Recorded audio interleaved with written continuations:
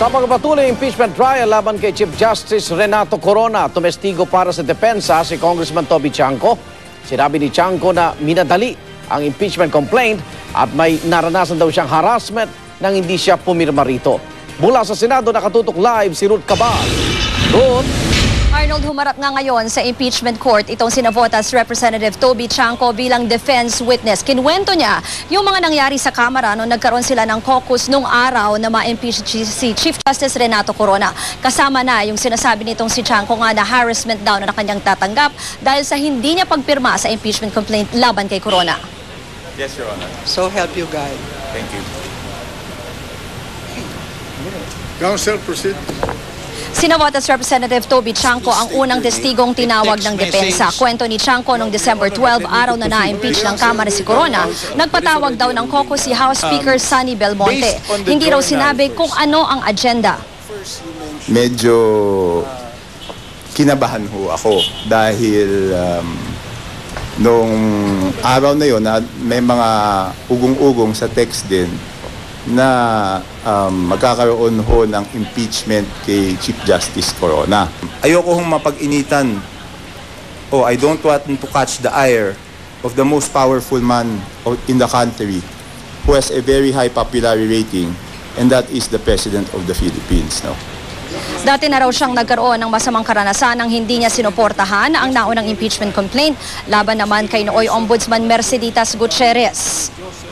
May mga kumalat na text messages na sinasabi yung mga boboto ng no sa impeachment ni Merceditas Gutierrez ay 0 as in 0 sa PDAF. Ako ho ay nag-submit ng 15 proyektong pang social projects tsaka 4 na proyekto na pang infrastruktura. Ngunit hanggang Mayo at 30, wala pa rin hong inire-release na SARO or approval sa akin. Samantalang, sa iba ho, halos na-release na ho lahat. Pero inamin din naman ni Chanco na kalaunan ay nakuha na niya ang pondo. Delayed nga lang. Sa caucus ng December 12, nagpalabas daw ng PowerPoint presentation ang liderato ng Kamara tungkol sa mga basihan ng reklamo laban kay Corona. Ang dating sa akin, diretsahan, nung sinasabi, pag pinagdugtong mo yung sinasabing pumirma na yung pipirma at no questions will be entertained, it's a veiled threat. Sinagot ho ni Speaker Belmonte, ang sinagot lang ho ni Speaker Belmonte ay si Congressman Biason.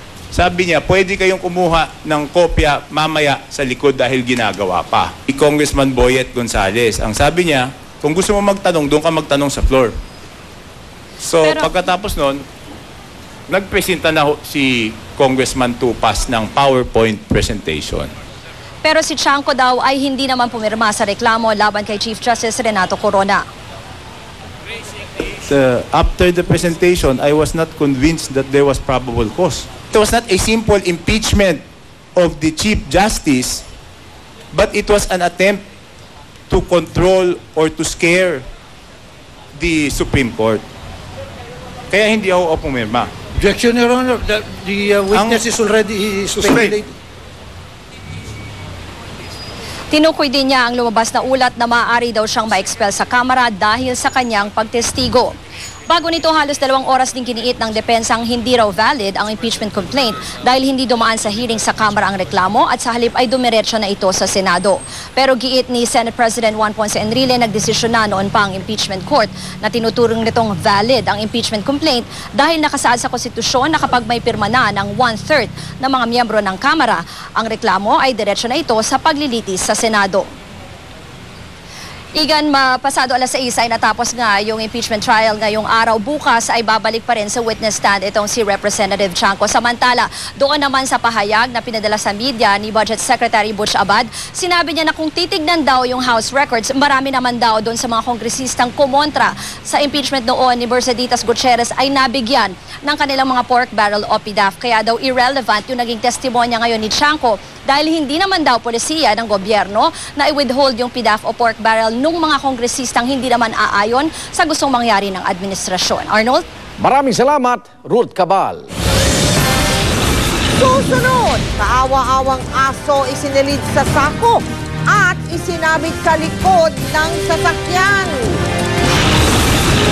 Paketeng padala na nakadeklarang damit ang laman.